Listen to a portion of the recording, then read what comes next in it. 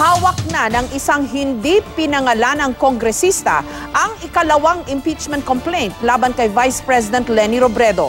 Pero para sa kampo ng Vice-Presidente, walang basehan ang reklamo at panggigipit lamang ito. Bukod sa impeachment, pahirap din daw para sa pangalawang Pangulo ang milyon-milyong pisong ipinababayad sa kanya ng Presidential Electoral Tribunal para umusad ang electoral protest niya laban kay dating Senator Bongbong Marcos. May report si Steve Dailisan. Kambal na problema ang humaharang ngayon sa landas ni Vice President Leni Robredo.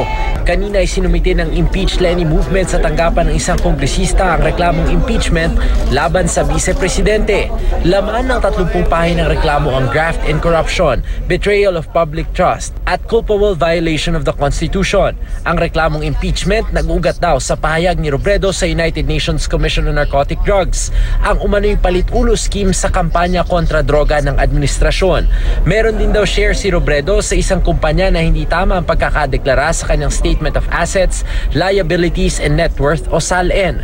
Bukod dyan, may ginamit din daw siyang pondo ng Housing and Urban Development Coordinating Council o HUDC para sa isang event sa Amerika na walang kaugnayan sa usapin ng pabahay.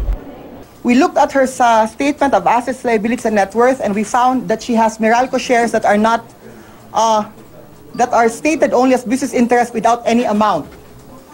That is by itself a misdeclaration. Sa ngayon, hindi pa tiyak kung i-endorso ng di pa pinangalanang kongresista ang reklamo para umusad ito sa Kongreso.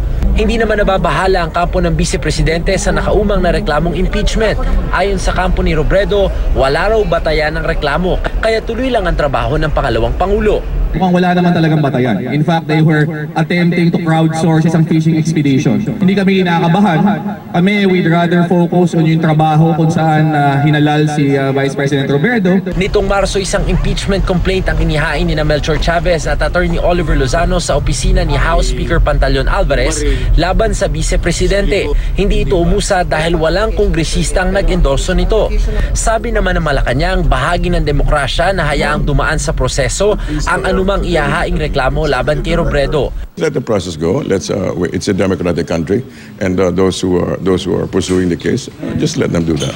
Bukod sa impeachment, kinakaharap din ni Robredo ang problema sa electoral protest laban sa kanyang nakatunggali sa vice presidential race na si dating Senador Bongbong Marcos. Kanina nagdeposito na si Robredo ng paunang 8 milyong piso sa Presidential Electoral Tribunal para sa recount ng mga boto laban kay Marcos. Ang pondo galing daw sa sariling ipon ni Robredo at inutang sa mga kaanak ng yumao niyang asawang si dating DILG Secretary Jessie Robredo. Yung 8 million po hirap na hirap tayo para ibigay.